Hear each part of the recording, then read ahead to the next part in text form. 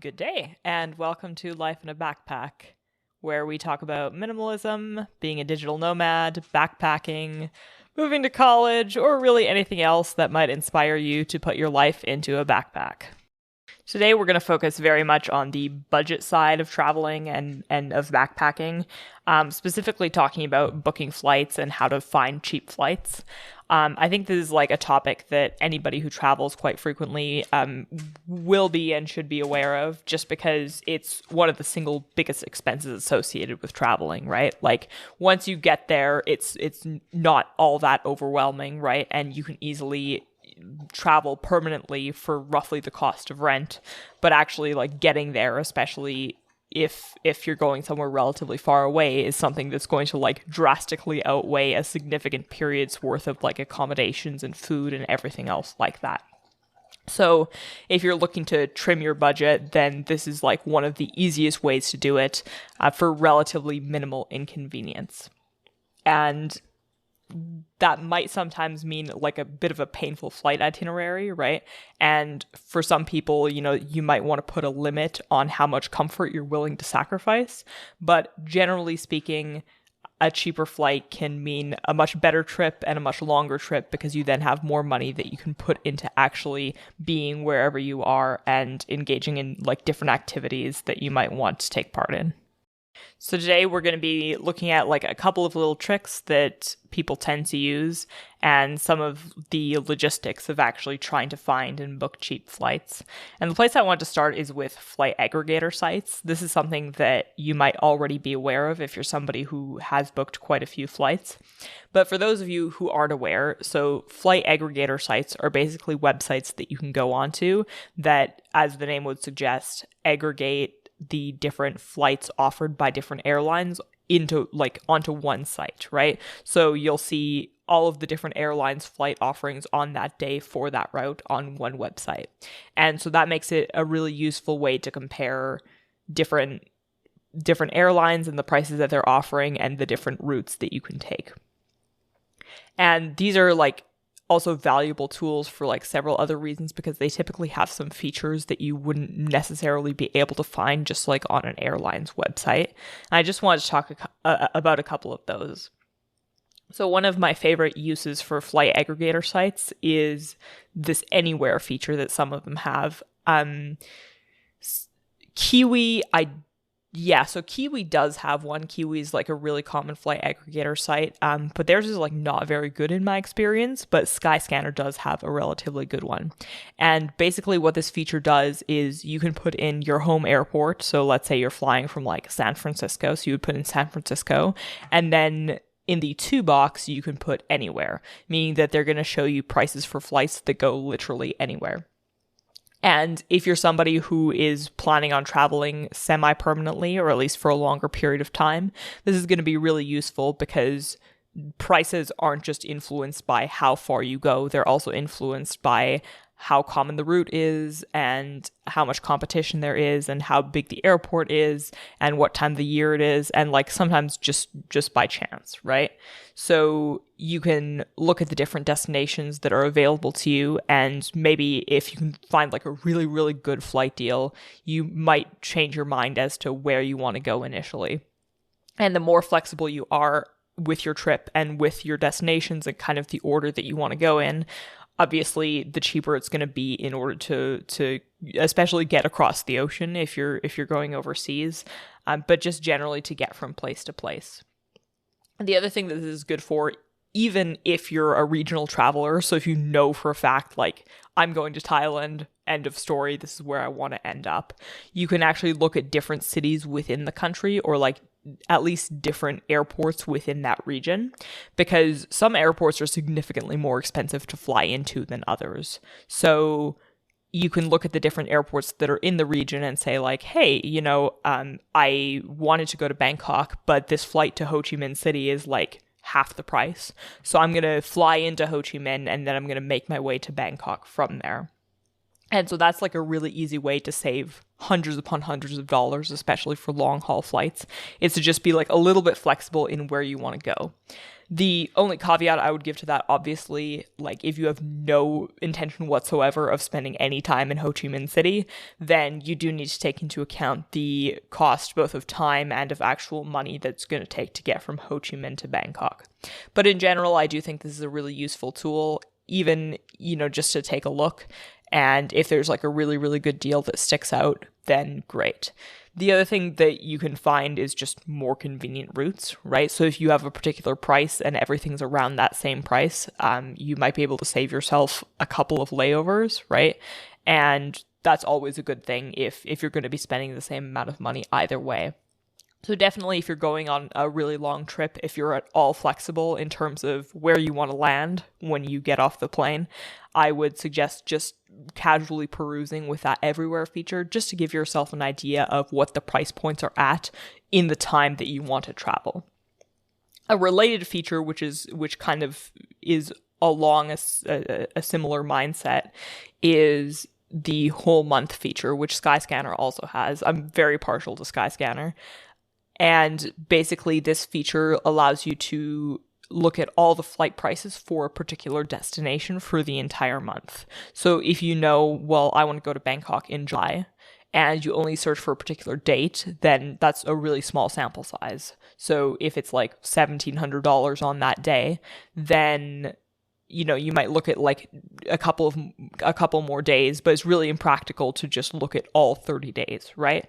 So this feature just allows you to really quickly look at an overview of what the cheapest flight price is on any particular day.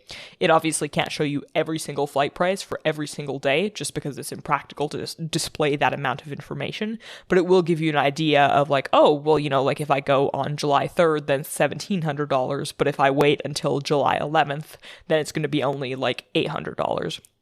And again, this is like a really simple way to save hundreds of dollars if you're at all flexible in terms of the dates you want to travel. So those are kind of a couple of the features that are unique to these sites that I think are really helpful just right from the get-go for slimming down your flight budget. Another feature that is unique to these flight aggregator sites, or at least largely, is self-transfer routes. So self-transfer routes are something that you might have seen when booking a flight before, and it was just kind of really complicated, and it wasn't really clear what that actually is, so you just kind of skip past it. But self-transfer routes are basically just a patchwork of empty seats that exist that could theoretically get you to the place where you're going. Oftentimes, these are empty seats that are offered by budget airliners. And basically what the flight aggregator site will try to do for you is to create like a long, windy flight route that is really, really cheap, right? So let's say you're flying from Almaty to Barcelona. You might be tempted to just say, okay, well, I want to go from Almaty to Barcelona, and there's like a British Airways flight that's serving this route, so I'm going to take that. Or in some cases, the same airline will offer you a connecting flight. So maybe British Airways will fly from Almaty to London, and then you'll have to transfer and connect onto a different flight, and that flight will then take you from London to Barcelona. And this is kind of a similar idea, except that the same airline is not taking you from your first destination to your last one, right? So every time you connect at an airport, you're going on to a completely unrelated flight from a completely separate airline. And you're essentially booking multiple tickets. So let's say, for example, Wizz Air is taking you from Almaty to London, and then you might have a connecting flight that's serviced by EasyJet from London to Barcelona. And EasyJet and Wizz Air will not communicate with each other at all. Now, these are really advantageous because they do save you a substantial amount of money, as in sometimes half the cost of your ticket or even less.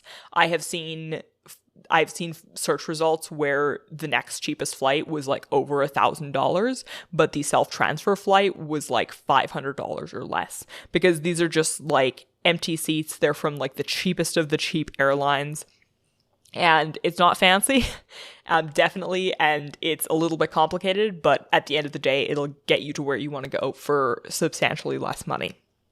But there are a couple of pitfalls.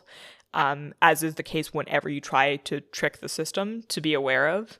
So just a couple of things here if you are interested in these self-transfer flights.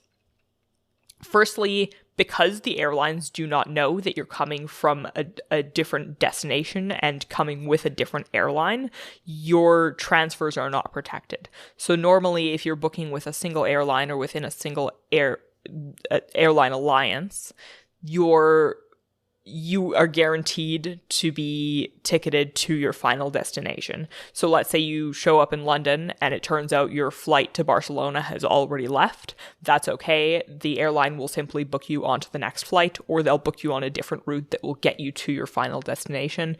And that will come as no extra charge to you because they issued your ticket to Barcelona and it's their job to make sure that you get from point A to your final point B. In this case, these airlines have no such obligation, right?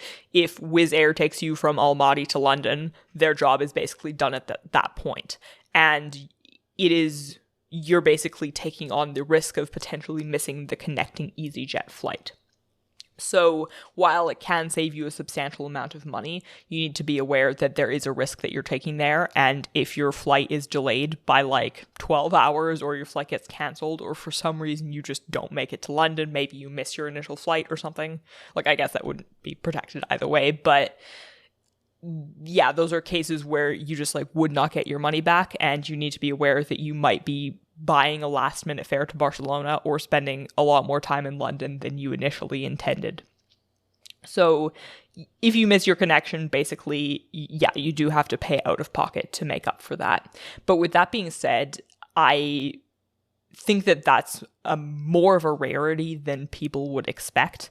I have taken these self-transfer flights quite often, and I have yet to miss a connection. But I think that a really important thing to do if you're going to be taking these self-transfer flights is to book a substantial amount of layover time.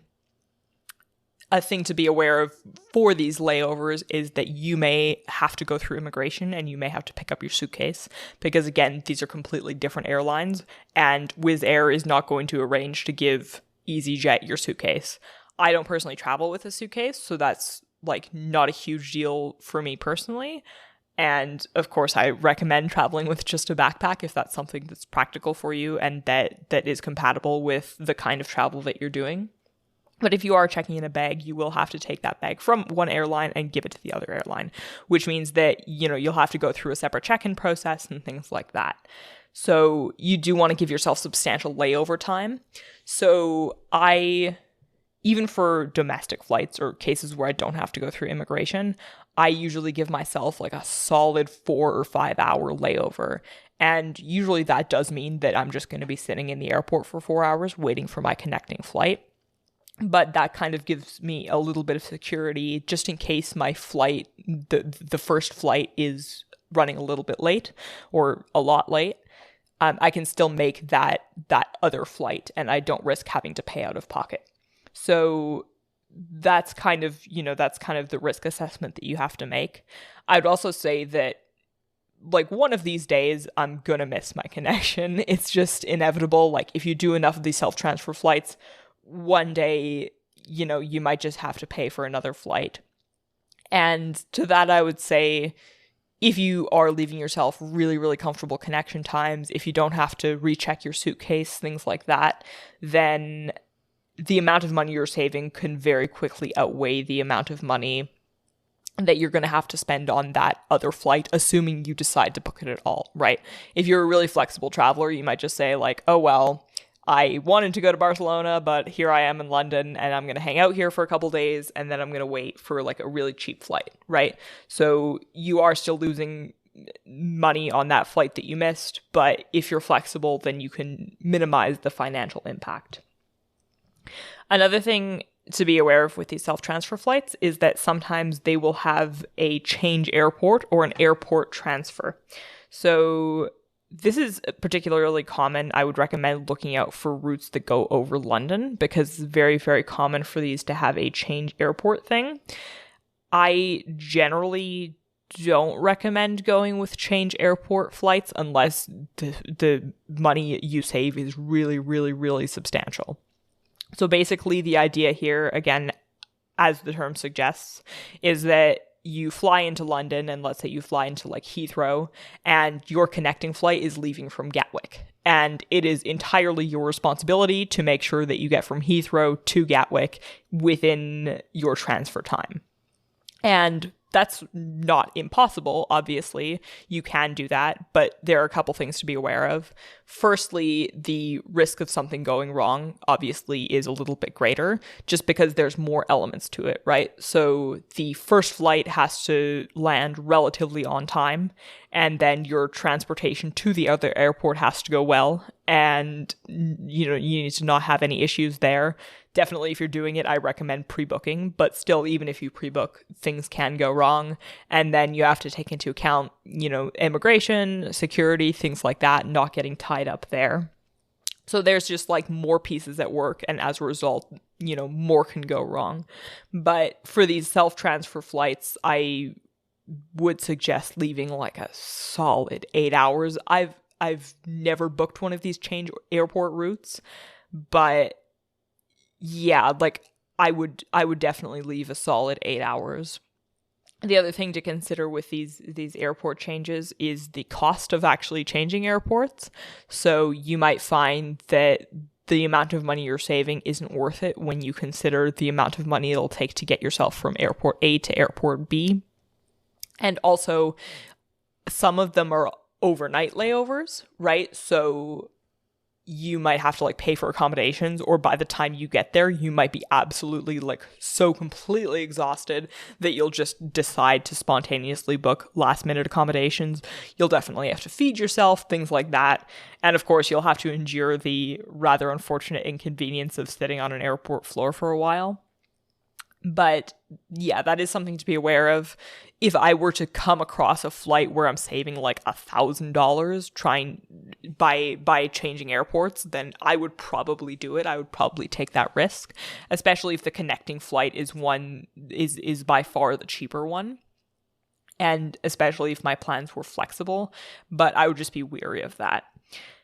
And when you're looking on these flight aggregator sites, and you're looking at kind of these like self-transfer flights, airport changes, things like that, just be aware that they're only showing you what's theoretically possible, but some of the options that they give you might require teleportation.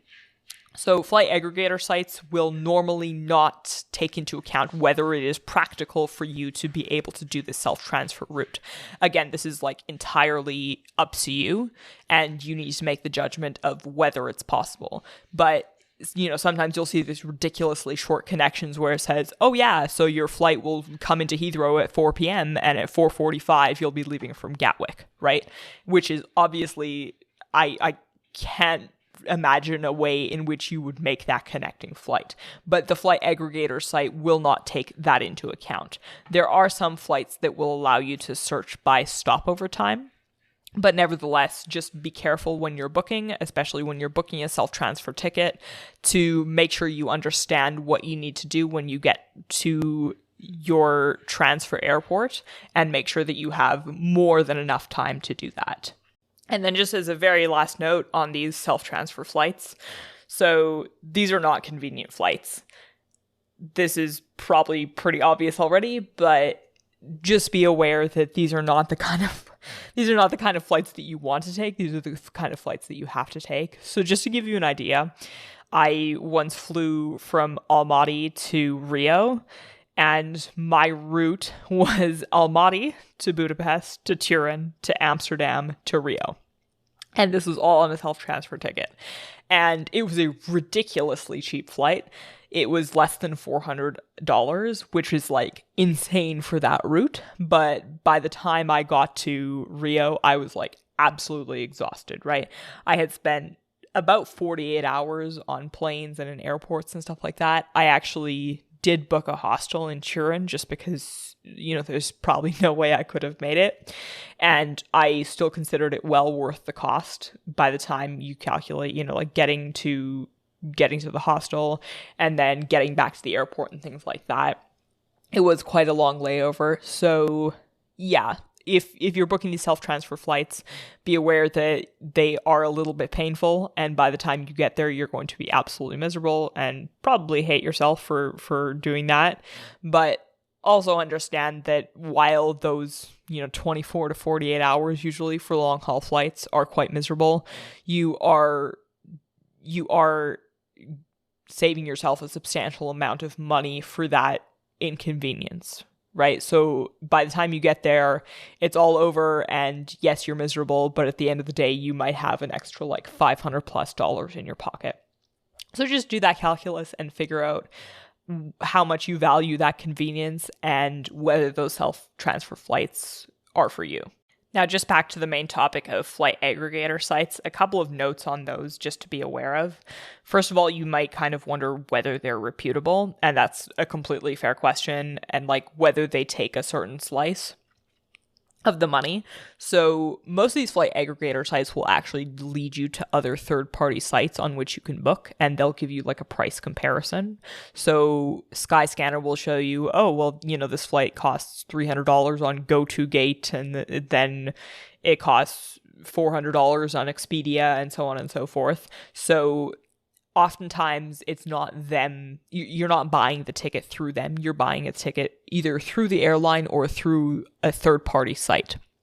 You can buy it through the airline, and that flight will always be available. It's just that the price might be a little bit cheaper somewhere else. Now, if the flight isn't substantially cheaper on a third-party website versus on the airline site, I would recommend just booking on the airline, just spending a tiny bit of extra money, because while a third-party booking site, insofar as the site itself is legitimate, will get you a little bit of a better deal, you do lose some ability to like administer your ticket. So if you're seeking compensation because your flight was late, or if you're looking to rebook, or if you're looking to cancel, or if you're looking to add a suitcase or anything like that, it's just a huge pain to have to go through these third-party booking websites in order to try to make any sort of changes to your flight. And some of them just offer the most horrible customer service, probably by design.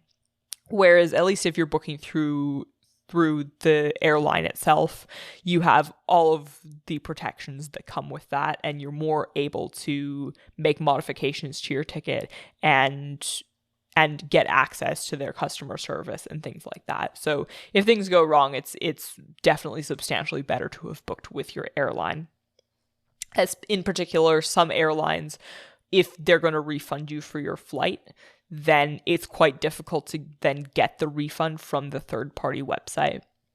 Now, in terms of the websites themselves and whether they're reputable, so there are better ones and there are worse ones, but in general, they're not top-notch. I have booked many, many, many legitimate tickets with them, but you should just be aware that, there are some out there that have been a little bit sketchy in the past. In particular, like just in my experience, I find that actually Kiwi itself, which actually will sometimes sell you tickets on its own platform, has been particularly sketchy. I had a couple of minor issues with them, and then at one point I booked a ticket and they contacted the airline to reserve that ticket, but by the time they had that ticket was already gone. So they said that they would refund me, and they never actually refunded me. And then, so I reached out to them and was like, hey, where's my money? And they actually claimed that they had already given me my money back. So even though they very clearly had not. So I did actually end up having to file a fraud claim through my credit card provider for that, and in order to get the money back, because they were essentially just refusing to refund me. So I definitely wouldn't recommend going through Kiwi. I have yet to have any sort of similar issue with any other third-party booking website, but definitely like do your research and decide what your risk tolerance is, because, that doesn't mean that they're completely reputable. And again, like there are some that are better than others, like probably you're going to have a better time with like Expedia versus some of the others, just because like they're generally on the more reputable end of things. So just that to be aware of if you're using these flight aggregators, that you might be booking through a third-party website, and like just a couple of pitfalls there to avoid. So just to switch gears here from flight aggregators, another point that I wanted to make was on airline passes, which I think is something that quite a few people, even people who have traveled quite a bit, aren't fully aware of. And the main part of that, the main reason for that rather, is because they are a relatively new concept. In the past 10 years, I've found in general that a lot of companies are turning to more subscription-based models, and airlines seem to have tried to hop on that boat as well. So basically, airline passes are a subscription service, sometimes automatically renewing, sometimes not, that you can buy with airlines. And they will give you like discounts on certain things if you fly with that particular airline a lot. I find that the majority of the time that isn't worth it, just because it's unlikely that you're going to be flying with one airline so much, and that they're going to offer the cheapest fare from the get-go. But something to be aware of, like if you're in Europe, for example, you might be flying a lot with like Ryanair or EasyJet. Or if you're flying from Europe to the Middle East and in that area, then you might be flying a lot with like Wizz, right? So if you find yourself repeatedly booking with one airline, you might want to check to see if they have some sort of like flight pass that you can purchase. So for example, like the Wizz Air Discount Club at the time when I had purchased it will get you, I think it was 10 euros off of each flight that you book with them. And that was in exchange for a 40 euro annual membership. So if you're taking 4 flights with them, then it makes the membership worth it. And a lot of these discount programs will often give you other things like, for example, like more flexible flight changes and free carry-ons and, you know, like other like little perks like priority boarding and things like that. And some of them like don't have any genuine value. It's just like a really cheap thing for them to include in the package in order to encourage you to buy it. Like in particular, like I don't really care about my ability to bring a suitcase or my ability to board the airplane first. In fact, I really like boarding the airplane last. I'm always the last foot in the door. But depending on kind of what your priorities are and what you're doing, it might be worth looking into that. In particular, I like that some of them offer more flexible flight changes. I'm the kind of person who likes extra layers of security. Like I buy insurance for everything, and I like to have changeable flights, even if it means paying more. So if I think there's a good chance that I'm going to break even on the membership, I'll take it just for that easy flight change option, right? If that's something that particular airline offers. So that's something to be aware of. Just to stay on the topic of budget airliners though, and things that they get up to, a thing to be aware of is which airport you're going to land at. And I find that this is particularly relevant in Europe and in North America. So basically, when you're booking a flight with a budget airliner, you might find yourself not landing at the main airport. And a lot of times, the airports that you're going to land at are substantially further outside the city. They might have less access to public transit, so you might have to actually pay for a taxi to get into the city. Or they, might just like be airports that have like fewer amenities or things like that. So, places like Toronto, Frankfurt, London, Rome, things like that have multiple airports within their vicinity. And some of those are more well connected than others. So you need to understand that budget airliners, or all airlines actually, have to pay to operate out of an airport, right? And because the business model of budget airlines demands the cheapest of the cheap that gets you from point A to point B, that might mean landing a little bit away from point B. So you might end up quite a bit further away from that city than you expected, or you might end up not being able to simply hop on a train and get to the city, right? So, for example, in Frankfurt, which is a city that I'm quite familiar with, some budget airlines will land in the Hahn airport instead of Frankfurt's main airport. And this is, I think it was initially just a cargo airport, but now they also use it, primarily Ryanair uses it, and it is an extremely bare bones airport. Like, they have a couple of chairs that are so dirty that honestly the floor is probably cleaner. They have, I think, a McDonald's now and a cafe that is just never open for some reason.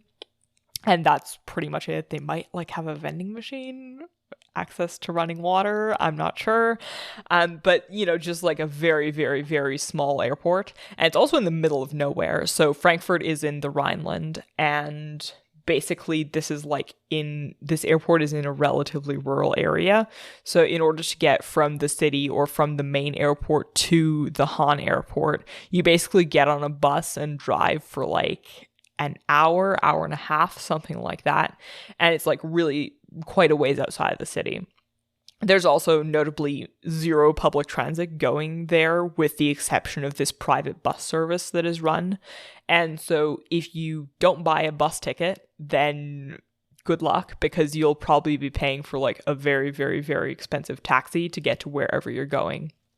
And if you just have a layover at the Hahn airport, honestly, it's probably not even worth going into Frankfurt, the city. Like, it's probably worth just like looking at one of the small towns that's in the area to see if you can find some cheap accommodation there. And yeah, it's probably just gonna cost you more to transit through that airport, in all honesty, than just booking with an airline that flies through Frankfurt's main airport or flies a completely different route. So, you know, before you book a really cheap budget flight and think like, hey, look at me, I'm going to Toronto or I'm going to Frankfurt for like $50 or something like that, just be aware that sometimes the cost of getting from the airport to the city in those cases and the stress of it can outweigh the flight itself, right? You can end up in a situation where it costs you like $50 to fly into Frankfurt, but then it costs you another $50 to get from Frankfurt airport to the actual city, right? So, and in that case, you know, it's probably a lot cheaper and a lot easier to just buy like $100 flight from another airline and just land at the main airport, right? And it's probably also just going to make your experience a lot better, even if it is still marginally more expensive. It's really up to you how much inconvenience you're willing to endure to save a little bit of money. But, you know, I personally, Hahn Airport is just so painful that at this point I'm willing to spend almost any amount of money to land at the main Frankfurt airport. Yeah, I've just flown out of that airport enough, and you would have to offer me a really, really, really cheap flight in order to fly out of there again. So in the cases where you're not landing at the main airport, just make sure you know what your options are in terms of getting to the city and what the amenities are there and whether it's actually worth booking that flight or not. And then kind of along similar lines, just staying here for a minute with budget airliners, another thing to be aware of is the cost of luggage. So definitely, you know, if you're flying short-haul flights almost anywhere in the world, no matter which airline you're flying with, there's probably going to be some sort of cost for bringing check-in luggage. But there are very, very strict carry-on allowances for short-haul flights with budget airliners that traditional airliners might kind of not enforce or not have in the first place. So, for example, if you're flying with like British Airways, the ticket might be a little bit more expensive, but they're probably going to let you bring your carry-on as long as it's reasonably carry-on sized. Whereas if you're flying with EasyJet and you're bringing like a pretty large carry-on, they're probably going to charge you extra for that carry-on. And these allowances are getting like more and more restrictive. So there's a couple things you can do here in order to bring your stuff with you. The first is to just book a more expensive ticket on a traditional airline that isn't going to enforce any carry-on restrictions or might not have them at all. And, you know, if it's plus or minus $20, definitely that's probably something you'll be interested in if you have a larger backpack. You can also, and this was something that we discussed in the last episode, and I'll link to this in the show notes afterwards, is you can buy a backpack that adheres to the carry-on restrictions of pretty much every airline in the world. So I think right now, like the strictest carry-on requirements are something like 50 centimeters by 35 centimeters by by 20 centimeters or something along those lines. So you can actually buy a backpack that's specifically designed to be able to meet those carry-on restrictions. The other thing you can do is just ignore it. So this is something that some people choose to do. Their theory is that Ryanair and all these other budget airliners that charge for carry-ons are really just engaging in a cash grab, which is to say that when you book, they'll ask you, like, are you going to bring a carry-on? And they'll threaten you multiple times and say, you know, if you bring a carry-on that exceeds our weight and size restrictions, we're going to charge you an insane amount of money at the airport, so you'd better just pay us now, right? For Ryanair, I think it's something like 15 euros to pay in advance for a carry-on, and then if you get to the airport and they do happen to catch your bag and it's bigger or heavier than what their guidelines are, you'll end up paying something like 70 euros at the gate in order to bring your backpack with you. So it's really, it depends on what your philosophy is with regard to that. I can personally say from experience, with these budget airliners, within Europe, I think I've been asked once. And even then, like, it was like a pretty casual check. Like, I didn't have to actually put it into the little sizer that they have at the airport. I have been checked in other parts of the world, but Europe is definitely the most famous for this when you're flying.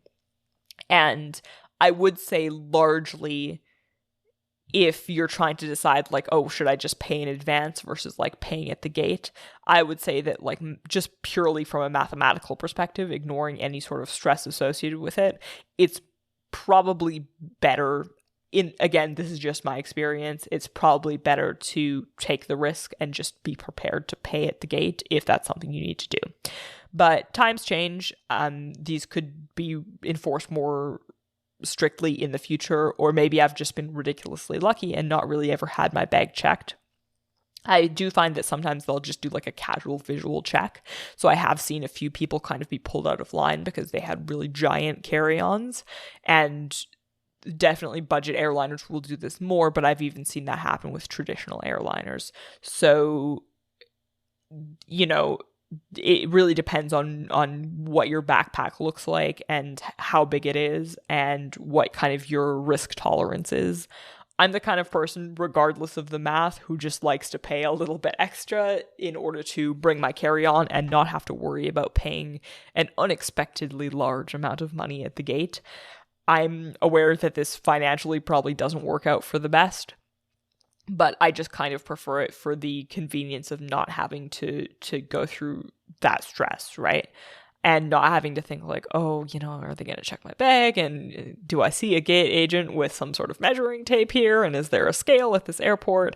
And, you know, it's just kind of something that sort of sits in my mind the whole time if I don't pay for it. So I'm really paying, well, you know, maybe I'm falling into their trap. I'm probably falling into their trap, but yeah, I'm just paying for the peace of mind of knowing that I won't have to pay extra, even though in the end it probably does cost me more. This was the case with my last backpack. I've actually now gotten a new backpack that adheres to the carry-on requirements because, again, I'm that kind of person that just likes to have the security of knowing that it fits into the sizer. But my last one, even though it was not a substantially bigger bag by volume, it just had a frame that was like really weirdly shaped, like it was curved. And again, I talk about that in the previous episode on how to choose a backpack. But because of that weird shape, it sort of was bigger in, like, as the crow flies. If you just measure it like with a measuring tape or you put it into a sizer, it wouldn't have fit. So in those cases, I did always pay extra, even if that makes me a sucker.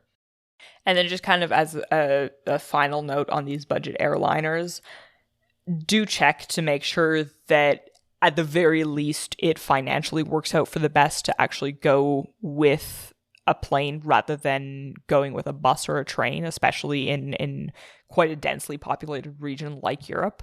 In North America, it's probably very rarely going to be worth it unless you're just like going up and down the East Coast or something like that. But in Europe, it can very often be cheaper.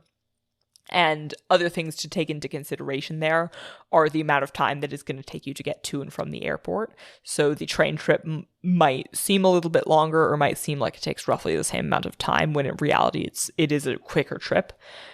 And then also consider the cost of getting to the airport. If you're going to buy food at the airport, buying the food, and then, getting to your destination and going back to the city and having to pay for that transport as well. So very often a bus or a train can be a lot better than a flight.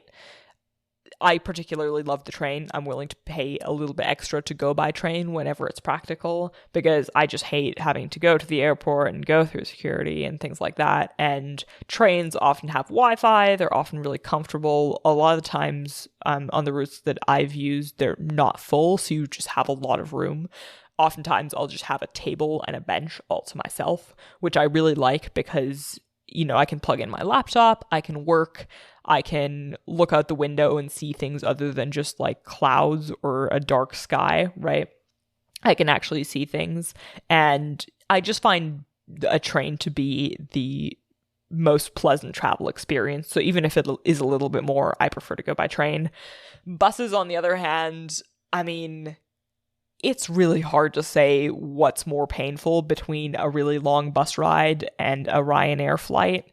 They're both pretty bad. I strive to see the day where I no longer have to choose between those two. But unfortunately, in a lot of places, they don't have like well-developed train infrastructure. And bus or flight are going to be your two main options. So, make a judgment call based on the price and based on where you are, and kind of your own sort of idea of like time and convenience and price and how that balances out. The other thing to be aware of, just as a traveler taking short haul flights, is the environmental impact of them. So short haul flights are like very, very, very, very, very bad for the environment. In general, flying is not environmentally friendly, but in this case, it's just, it's completely unnecessary when there's another mode of transportation. And then not only that, but these airports that have been used to service these short haul flights, they're like oftentimes they're put in place, or like they operate against the will of the local population. So you'll have cases where there are protests against the building of a new airport, or protests against the expansion of a particular airport. And usually, unfortunately, those protests don't go anywhere, just because there's so much financial incentive on the part of these airlines and on the part of the airport operators. But there are significant, local populations that are really quite against this. I think in general, when you're flying, it's important to just be cognizant of your impact on the world as a whole and on the local population, and to be as respectful towards them as possible, whenever possible, or whenever practical at the very least. So, with the impact of short haul flights in mind, I would strongly recommend just taking the train or taking a bus whenever you can, just because it's a more ethical way to travel, and if the price is roughly the same, then it's not really going to hurt you either way. Obviously, there are cases in which it's not practical and, the infrastructure just doesn't exist. And you're looking at, well, here's my $50 Ryanair flight and here's my $300, $400 train trip or something like that. Or like, oh, look, there's no train at all, right? And, sometimes short haul flights are necessary and it's not practical to go via any other means, or it's just like so painful that it's best avoided. But whenever you can, if in doubt, then I would encourage you to err on the side of trains, because trains are just amazing. I love trains. And I guarantee that you'll have a much better travel experience on a train with comfortable seats and legroom and Wi-Fi. But, just err on the side of preferring a train or a bus over a plane. And then just to kind of wrap up here with a couple of final budgeting points. So one thing I did want to touch on is airline rewards programs. So airline rewards programs are sort of lucrative. They it's the kind of thing where if you don't collect points, it's not going to make or break you. Like, your budget is not going to go down by 30% because you use airline rewards programs. But with that being said, it's worth collecting them because, like there's very little downside to collecting them apart from the inconvenience. You should be aware that there do exist airline alliances, which is basically, there's, for example, the Star Alliance or the One World Alliance. And basically these are collections of airlines that have kind of a similar level of service that have partnered with each other in order to be able to access more destinations, right? So you might have a local like New Zealand airliner partner with like a Canadian airliner, and then also with like a European airliner and so on.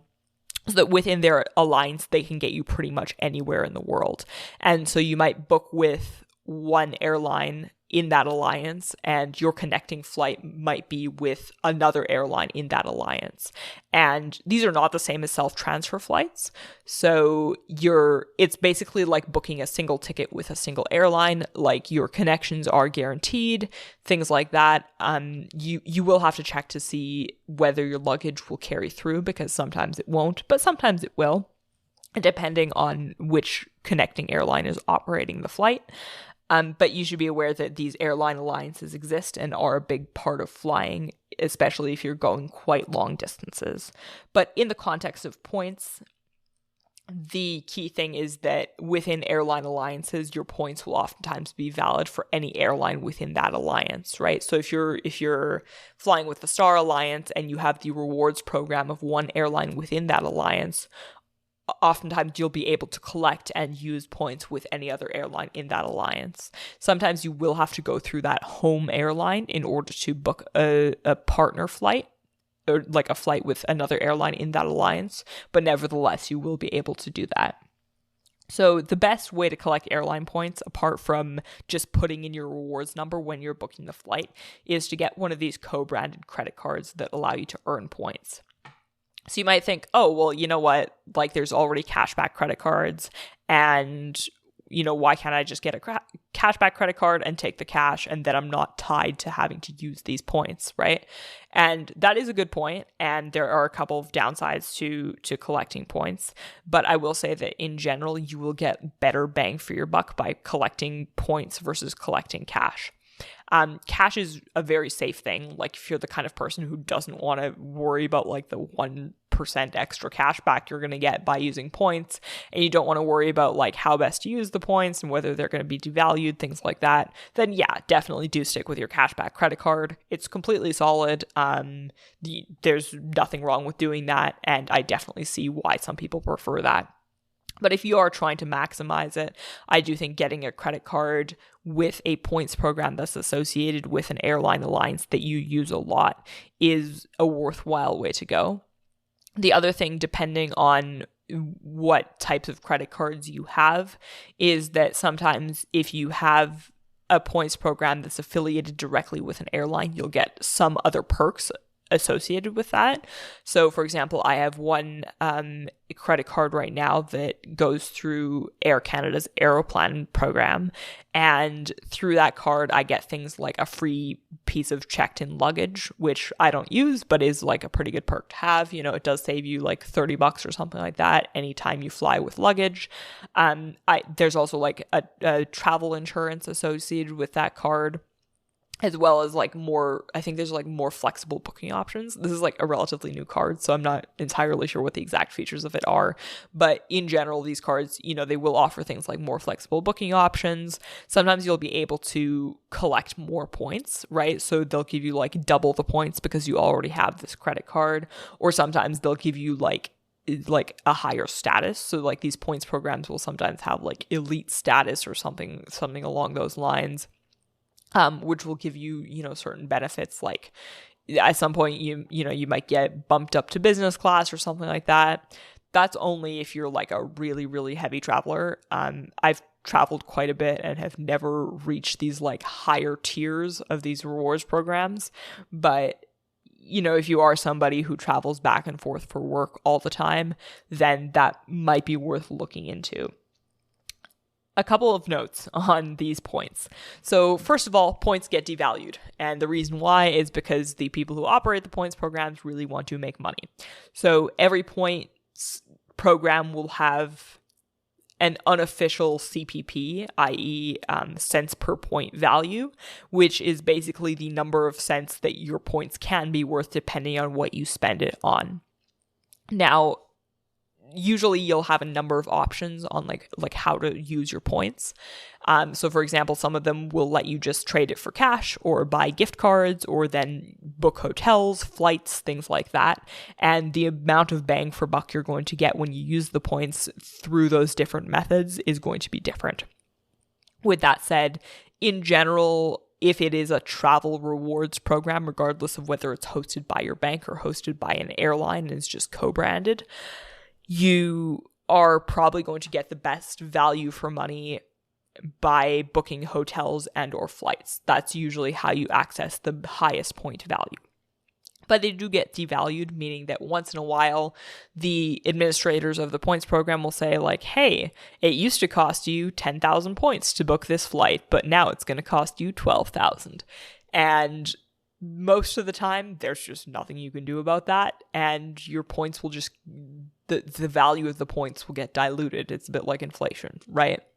And so if you do have points, just be aware that if you do choose to collect them and then sit on them for like 10 years, they might not be worth as much as they were initially worth, just because these rewards programs, when they're new, want to have a really high value points system just in order to draw in new people. And then once they're more well established, they tend to like devalue those points so as to make more money. And so as to devalue them so that there's less that they have to give to you. Second thing to be aware of is that unlike with cashback, which oftentimes you get, like once a year credited to your bill statement or even can redeem whenever you want, some rewards programs won't allow you to pay for just part of a flight with points.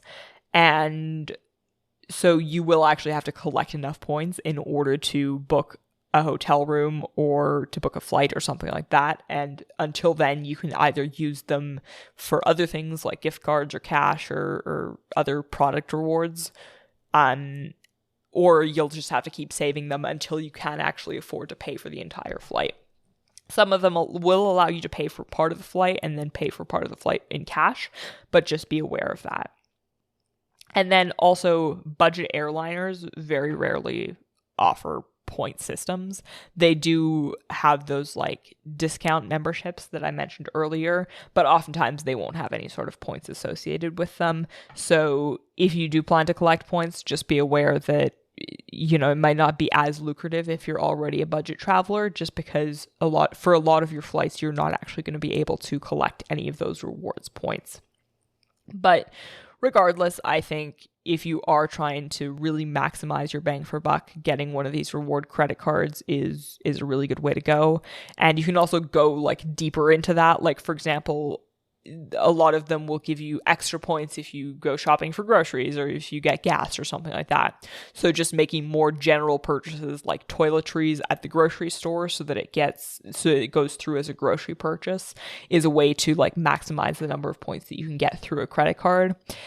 That's oftentimes, not really worth the effort depending on who you are. Again, everybody has a different calculus as to how time weighs against money. But at the very least, make sure that you're collecting some sort of cash back, some sort of points if you're open to using credit cards, just because you will get that extra 1 or 2%. And, the money's sitting there either way. And it's a little bit pointless unless you're doing it for other like budgetary or philosophical or ethical reasons. It's kind of pointless to leave that on the table, right? So that's just kind of an overview of that. Just a last thing is that sometimes you can convert points, so just be aware of that. So if you have Bonvoy points and then like Amex points and whatever other points that you have, sometimes you will be able to convert them, especially if they have partnerships. This is not all that common, but it is something to be aware of if you have like points where it's like how am I ever going to use these points? These are completely useless to me. So, there is a conversion option, or usually there's some sort of like cash out option or like close to cash out option.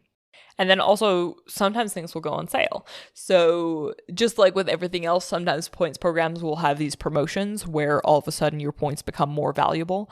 So if that flight that is usually 10,000 points is what you can usually get, then, sometimes during these promotional periods, you might only spend 7,000 points in order to get that same value, right?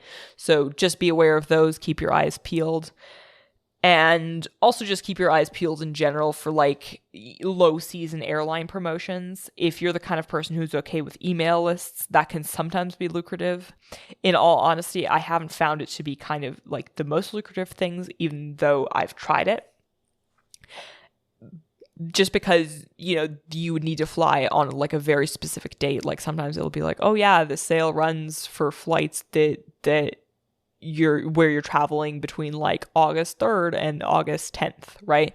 And so unless you're already planning on going on a trip to that destination, it's kind of like, like it's not really all that useful because, most of the time those promotions will be for very specific dates and very specific destinations. But regardless, if you're not the kind of person who is too opposed to a little bit of spam in your inbox, it doesn't hurt to kind of stay in the loop. And oftentimes websites will even allow you to set notifications. So like if you're on an airline website or on a flight aggregator website, you can set notifications for your route. So if you've Googled or if you've searched up like, oh, well, I want to go from Rio to Cape Town, then you can save that search and have them email you when the flight drops under a particular price. I know that Kiwi has that, and there's probably other aggregator sites that have that as well. So if you're okay with being spammed, then, stay up to date as to what these airlines are offering you. And sometimes you will get, sometimes you'll get some sort of deal. Again, not the most lucrative thing in my personal experience, but definitely something that doesn't hurt. And then on travel in general, a last thing, just kind of along the lines of discount passes and things like that, be aware that some places will offer you travel passes. So for example, there's like the Eurorail pass, which is a train pass across Europe that like lets you pay a set amount for a certain number of destinations or of legs on your trip, right? So, like before you travel, don't feel as though you're limited to flights. Do look at things that are being offered in that region and that are being offered by different travel agencies, local travel providers, and things like that. So those are just kind of a few things to keep in mind when you're booking flights. Hopefully this helps you book cheaper flights in the future.